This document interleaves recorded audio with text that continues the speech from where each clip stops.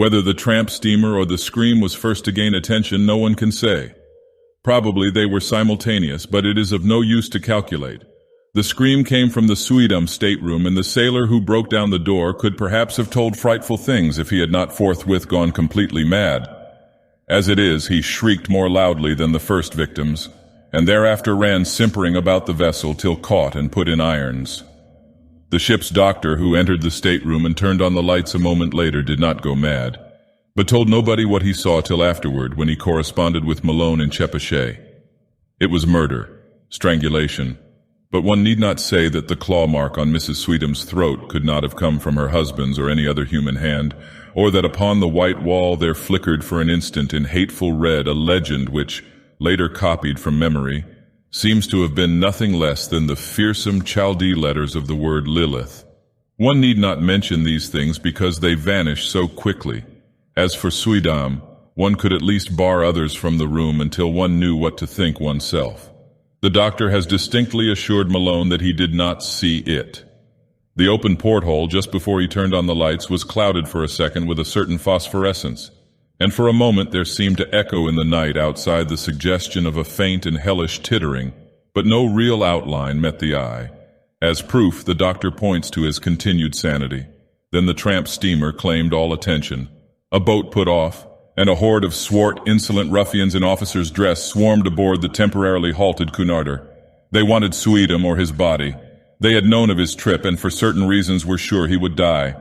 The captain's deck was almost a pandemonium, for at the instant between the doctor's report from the stateroom and the demands of the men from the tramp, not even the wisest and gravest seaman could think what to do. Suddenly the leader of the visiting mariners, an Arab with a hatefully negroid mouth, pulled forth a dirty, crumpled paper and handed it to the captain. It was signed by Robert Suidam and bore the following odd message: "In case of sudden or unexplained accident or death on my part, please deliver me or my body unquestioningly into the hands of the bearer and his associates. Everything for me and perhaps for you depends on absolute compliance. Explanations can come later. Do not fail me now. Robert Suidam." Captain and doctor looked at each other, and the latter whispered something to the former. Finally they nodded rather helplessly and led the way to the Suidam stateroom.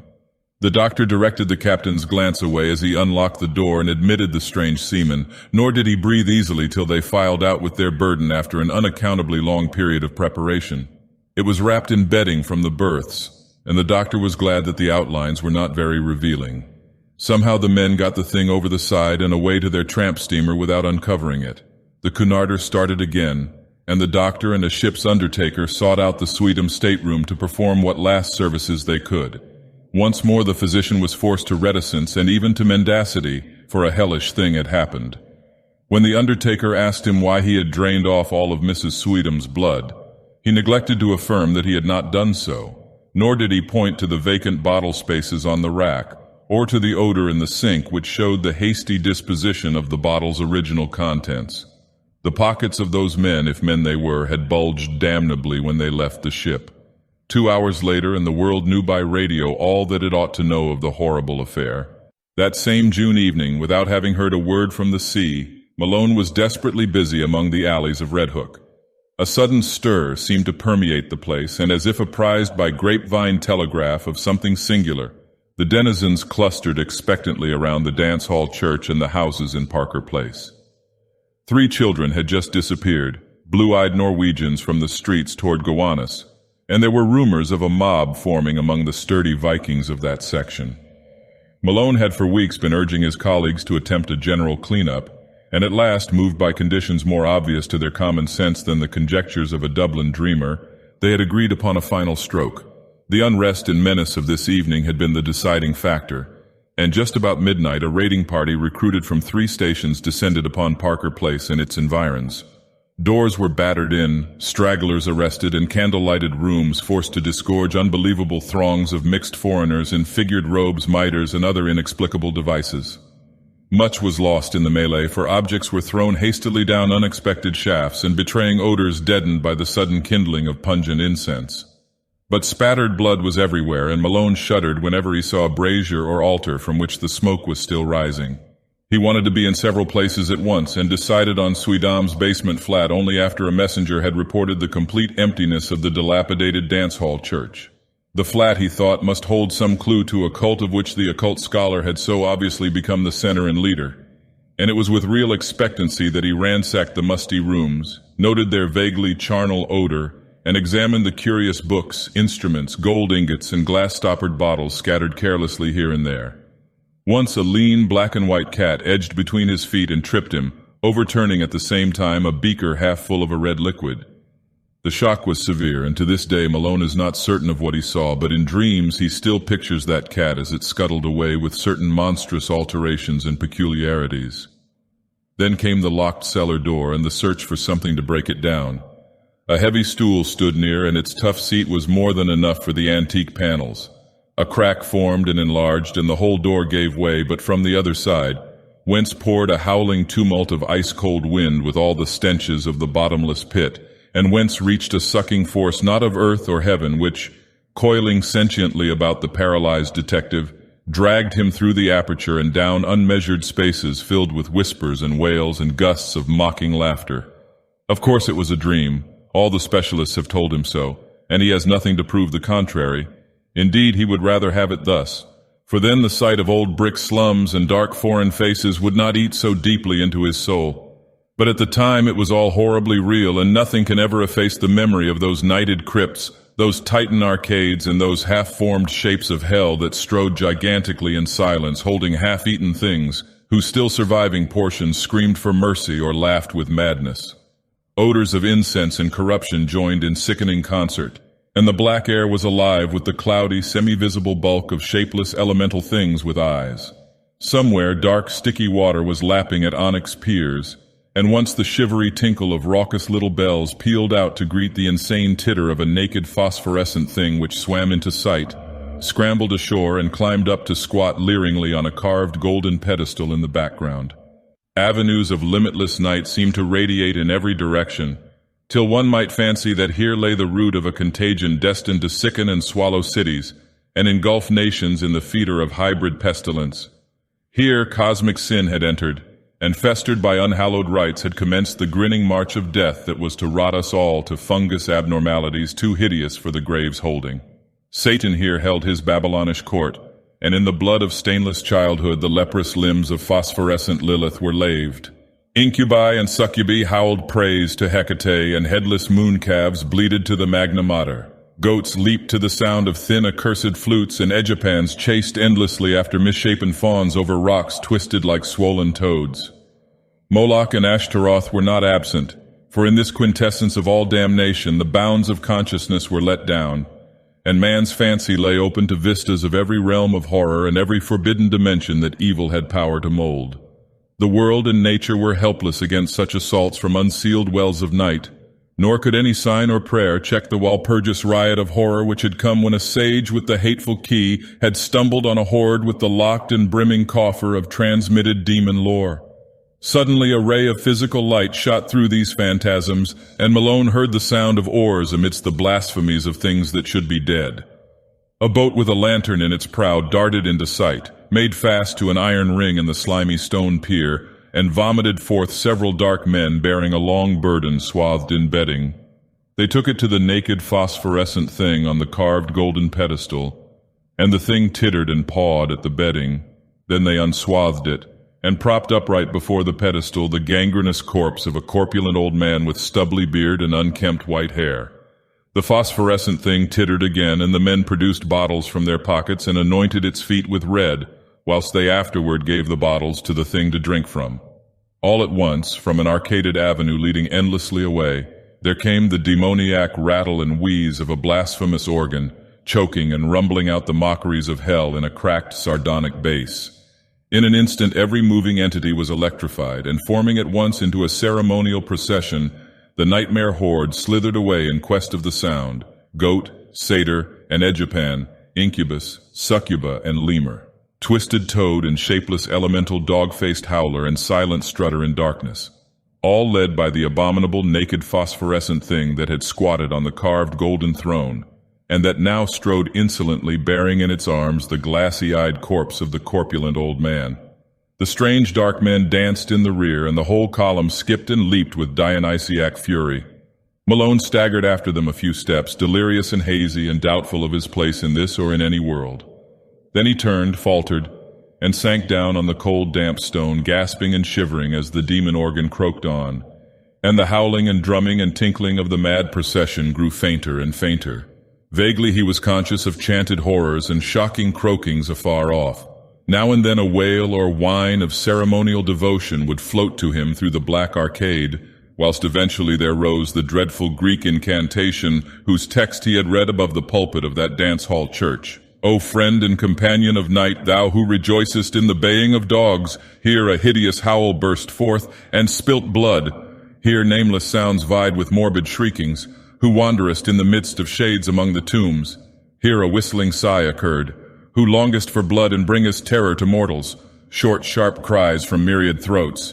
Gorgo repeated as response. Mormo repeated with ecstasy. Thousand-faced moon, sighs and flute notes. Look favorably on our sacrifices.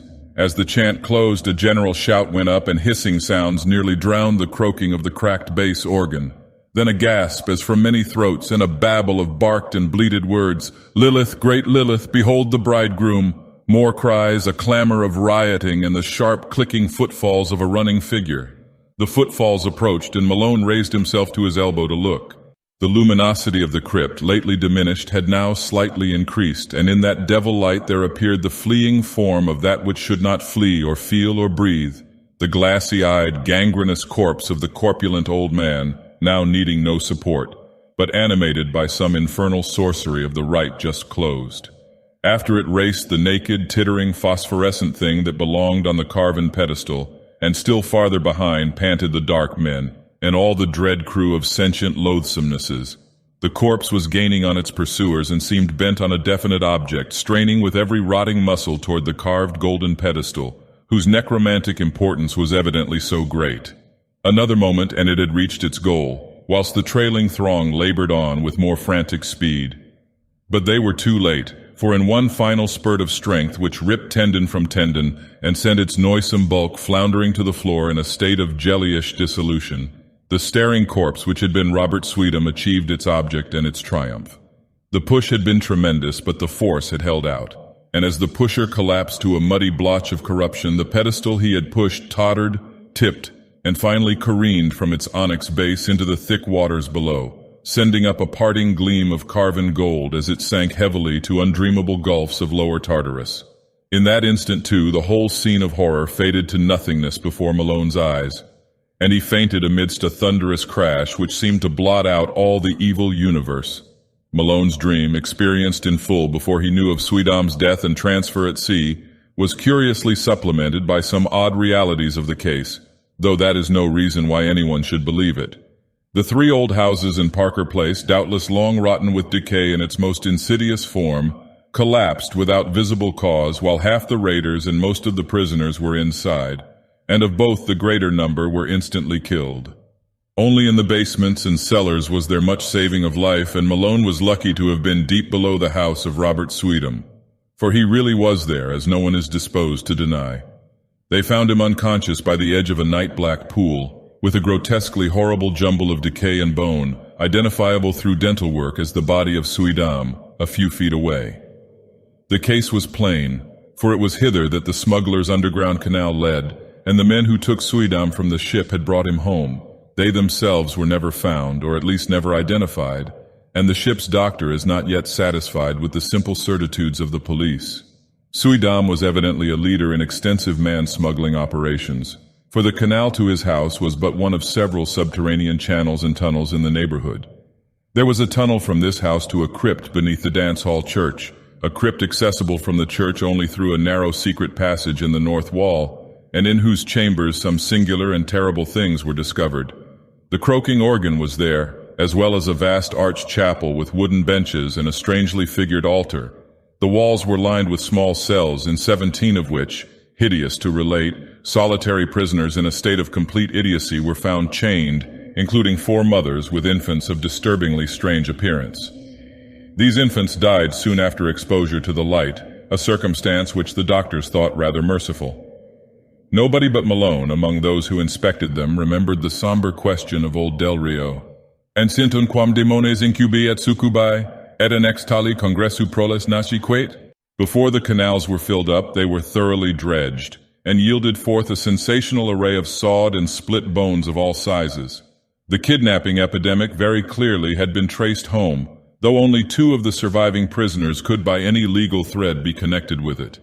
These men are now in prison since they failed of conviction as accessories in the actual murders. The carved golden pedestal or throne so often mentioned by Malone as of primary occult importance was never brought to light, though at one place under the Suidam house the canal was observed to sink into a well too deep for dredging. It was choked up at the mouth and cemented over when the cellars of the new houses were made, but Malone often speculates on what lies beneath. The police, satisfied that they had shattered a dangerous gang of maniacs and man-smugglers, turned over to the federal authorities the unconvicted Kurds, who before their deportation were conclusively found to belong to the Yazidi clan of devil worshippers. The tramp ship and its crew remain an elusive mystery, though cynical detectives are once more ready to combat its smuggling and rum-running ventures. Malone thinks these detectives show a sadly limited perspective in their lack of wonder at the myriad unexplainable details and the suggestive obscurity of the whole case, though he is just as critical of the newspapers, which saw only a morbid sensation and gloated over a minor sadist cult, which they might have proclaimed a horror from the universe's very heart. But he is content to rest silent in Chepachet, calming his nervous system and praying that time may gradually transfer his terrible experience from the realm of present reality to that of picturesque and semi-mythical remoteness. Robert Soydam sleeps beside his bride in Greenwood Cemetery. No funeral was held over the strangely released bones, and relatives are grateful for the swift oblivion which overtook the case as a whole. The scholar's connection with the Red Hook horrors, indeed, was never emblazoned by legal proof, since his death forestalled the inquiry he would otherwise have faced. His own end is not much mentioned, and the Suidams hope that posterity may recall him only as a gentle recluse who dabbled in harmless magic and folklore. As for Red Hook, it is always the same. Suidam came and went, a terror gathered and faded, but the evil spirit of darkness and squalor broods on amongst the mongrels in the old brick houses, and prowling bands still parade on unknown errands past windows where lights and twisted faces unaccountably appear and disappear. Age-old horror is a hydra with 1,000 heads, and the cults of darkness are rooted in blasphemies deeper than the well of Democritus. The soul of the beast is omnipresent and triumphant, and Red Hook's legions of blear-eyed, pockmarked youth still chant and curse and howl as they file from abyss to abyss, none knows whence or whither, pushed on by blind laws of biology which they may never understand. As of old, more people enter Red Hook than leave it on the landward side, and there are already rumors of new canals running underground to certain centers of traffic in liquor and less mentionable things. The dance hall church is now mostly a dance hall, and queer faces have appeared at night at the windows. Lately, a policeman expressed the belief that the filled-up crypt has been dug out again, and for no simply explainable purpose. Who are we to combat poisons older than history and mankind?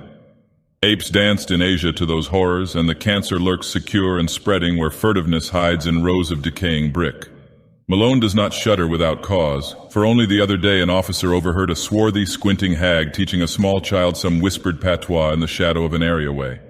He listened, and thought it very strange when he heard her repeat over and over again, "O friend and companion of night, thou who rejoicest in the baying of dogs and spilt blood, who wanderest in the midst of shades among the tombs, who longest for blood and bringest terror to mortals, Gorgo, Mormo, thousand-faced moon, look favorably on our sacrifices."